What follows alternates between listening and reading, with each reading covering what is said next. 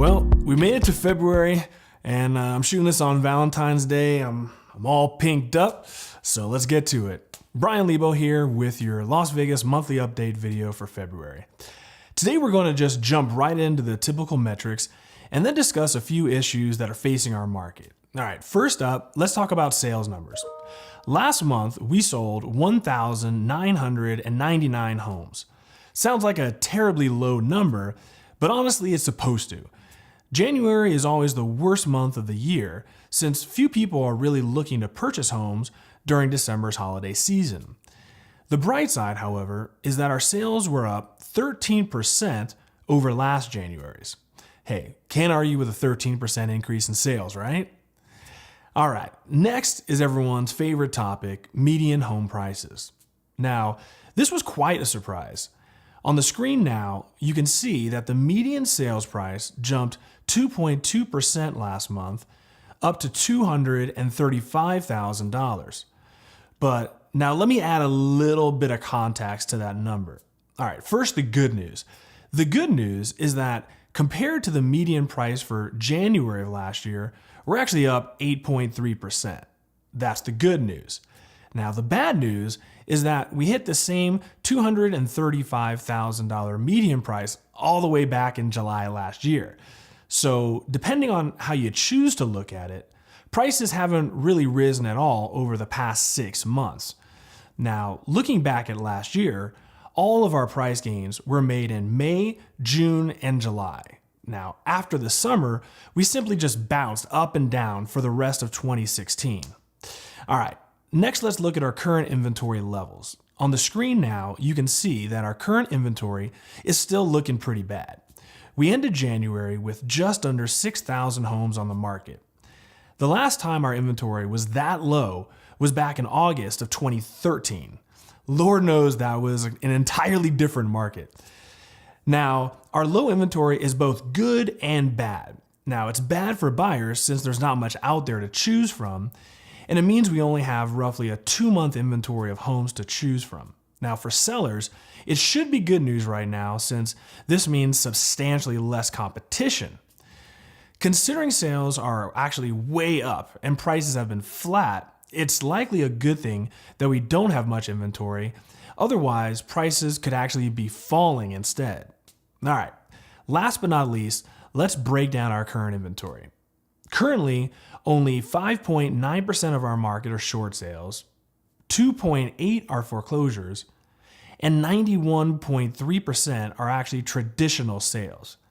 This is by far the highest percentage of traditional sales we've seen. But what's more polarizing is that the percentage actually hides the truth. We literally have half the short sales and foreclosures on the market than we did last year. Half. The only reason the percentage hides this fact is because the overall inventory is down so much. But to reduce our distressed inventory all the way in half is a really great sign, and no one's talking about it. Now, speaking of distressed inventory, let's talk real quick about the NODs or Notice of Defaults. As always, the county is way behind, so the most recent numbers are for December. As you can see on the screen, while December jumped up a bit from November, keep in mind that 393 notices filed is a minuscule number. Minuscule. NODs used to be in the thousands, so until this creeps towards 1,000, I don't see anything to really worry about on the horizon. All right, so let's wrap up what we learned and talk about some news. Last month's sales were up 13% over last year. Median prices rose as well. However, we're simply on par with where we were last summer. Our inventory is still shrinking, but on the bright side, we have half the short sales and foreclosures we had last year.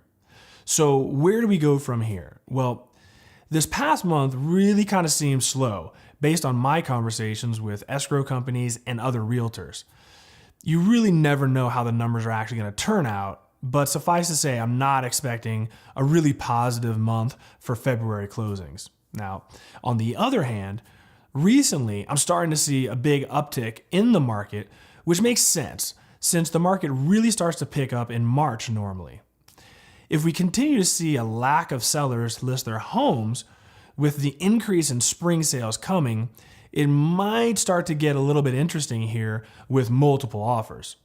Now, I'm already seeing multiple offers on the low end of the market. The other day, I had one with 8 offers. Since there's very high demand and low inventory. Now, last year, prices really jumped in May. This year, it might happen sooner rather than later. All right, last but not least, I want to touch on a news topic. There's been a lot of discussion lately about the reversal of the Dodd Frank Act. I'm going to do an entire video on this subject soon, so I'm just going to discuss this briefly. Now, essentially, the Dodd Frank Act of 2010 limited banks' ability to over-leverage themselves, along with introducing several new laws. This was to prevent a too big to fail scenario again. This also included a fiduciary requirement, meaning that banks were required to work in their clients' best interests, not their own. On the real estate side, the largest impact was due to the creation of CFPB, the Consumer Financial Protection Bureau. This agency essentially protects consumers with regards to mortgages, credit cards, and student loans. The idea was to promote transparency for the general consumer. Now, many realtors, lenders, and escrow companies disliked the bill since it created small delays in closings. And let's be honest, no one wants to work any harder than they really need to. So, truth be told, for the small inconvenience that it created in my life, I think it's actually much better for consumers. Here's why. First, it limits how much lenders can really make on loans. Second, once they disclose their fees, they can't raise them on the buyer. Now, third, it affords buyers the ability to review all documents 2 days prior to signing. Now, this is important since many times the closing process is so rushed, the buyers literally have no idea what the hell they're signing. In the end, this really limits the greed factor and offers much greater transparency. Now, without getting into politics too much, the real argument is that Dodd Frank has limited banks' ability to lend. Quite frankly, I think this is just a big load of crap. There's currently plenty of loan programs out there available to buyers. You simply have to qualify for loans like you used to back in the day. What's missing is the exotic subprime loans that we used to have, like zero down loans, 40-year mortgages, and stated income loans with no income and no assets required. While stated income loans could actually help self-employed individuals and many of the people in our service industry that don't claim all of their income, this also opens the door wide open to repeat the exact same mistakes that we made 15 years ago.